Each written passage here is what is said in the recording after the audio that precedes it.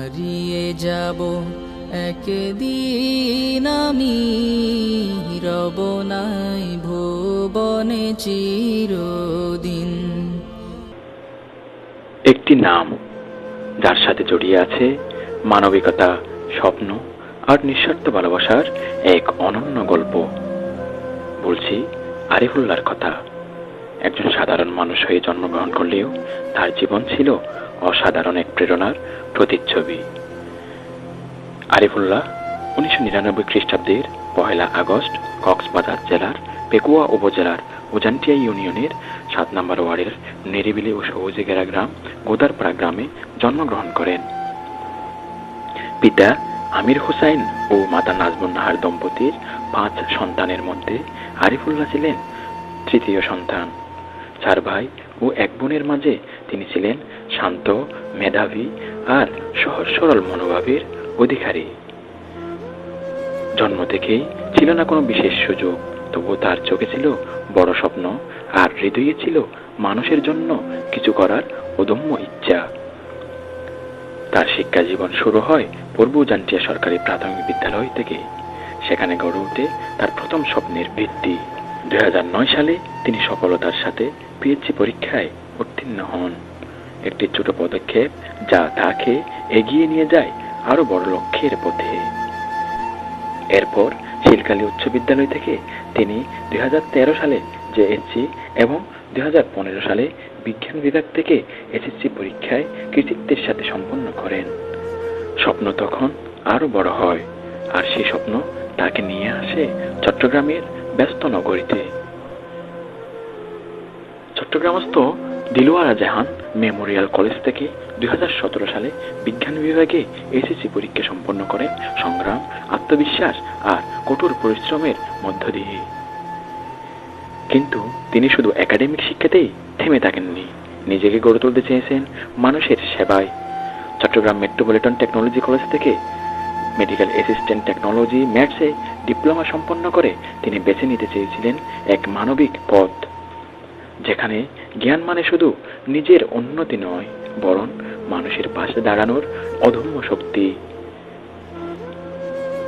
তার প্রকৃত পরিচয় এর চেয়েও অনেক বড়। তিনি ছিলেন একজন মানবিক স্বেচ্ছাসেবী, একজন নির্ভরতার নাম, একজন সাহায্যের হাত।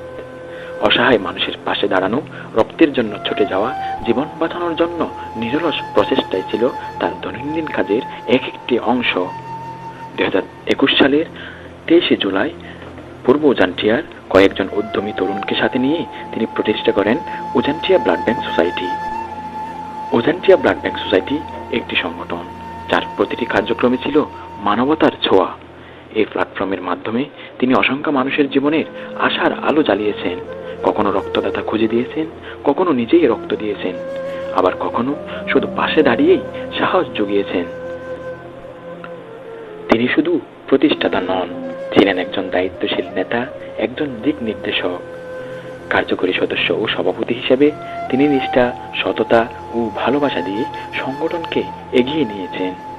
তার এই নিরলস মানবিকতা মানুষের হৃদয়ে তৈরি করেছে এক অমলিন স্থান, যেখানে শ্রদ্ধা আছে, ভালোবাসা আছে, আর আছে চিরন্তন কৃতজ্ঞতা। কিন্তু জীবনের এই সুন্দর সম্ভাবনাময় পথ চলা হঠাৎ করেই থেমে যায়। 2024 সালের 8 নভেম্বর একটি দিন যা হয়ে থাকে সুখের, নীরবতার আর গভীর বেদনার। 2024 খ্রিস্টাব্দের 8 নভেম্বর চট্টগ্রামস্থ নিজ বাসায় হৃদরোগে আক্রান্ত হয়ে ইন্তেকাল করেন আরিফুল্লাহ। ফেলে রেখে যান তার অসমাপ্ত স্বপ্ন। নিভে যায় সদ্য যৌবনে পা দেয়া একটি তরুণ প্রাণ। তার ভালোবাসার মানুষগুলো ও অসংখ্য স্মৃতিকে রেখে তিনি চলে যান পরপারে। তবু কিছু মানুষ কখনো হারিয়ে যান না, তারা বেঁচে থাকেন তাদের কাজের মাঝে, তাদের আদর্শে আর তাদের স্পর্শ করা প্রতিটি হৃদয়ে। আরিফুল্লাহ তেমনই একজন, যিনি আজও বেঁচে আছেন মানবিক প্রতিটি কাজে, প্রতিটি সাহায্যের হাত বাড়ানোর গল্পে। তিনি নেই, কিন্তু তার অনুপ্রেরণা রয়েছে। তিনি নেই, রয়েছে তার মানবিকতা আর তার রেখে যাওয়া অসংখ্য মানবিক কাজ। আর যতদিন মানুষ মানুষের পাশে দাঁড়াবে ততদিন আরিফুল্লাহ নামটি অমলিন হয়ে থাকবে মানুষের হৃদয়ে। উজানটিয়া ব্লাড ব্যাংক সোসাইটি যতদিন রবে এই ধরায় ততদিন স্মরণে রাখবে একটি নাম, আরিফুল্লাহ। মহান আল্লাহ উজানটিয়া ব্লাড ব্যাংক সোসাইটির সাবেক সভাপতি ও প্রতিষ্ঠাতা কার্যকরী সদস্য আরিফুল্লাহকে জান্নাতুল ফেরদৌসের সর্বোচ্চ মাকাম দান করুন। Mohammad Wasim Reza, Ujantia blood bank society.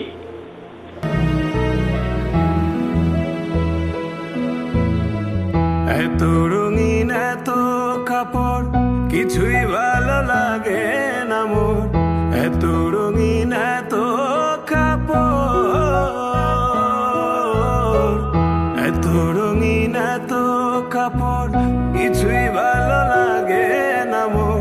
সাদা কাপড় আমায় পরাই দে সজনী তোরা, সাজিয়ে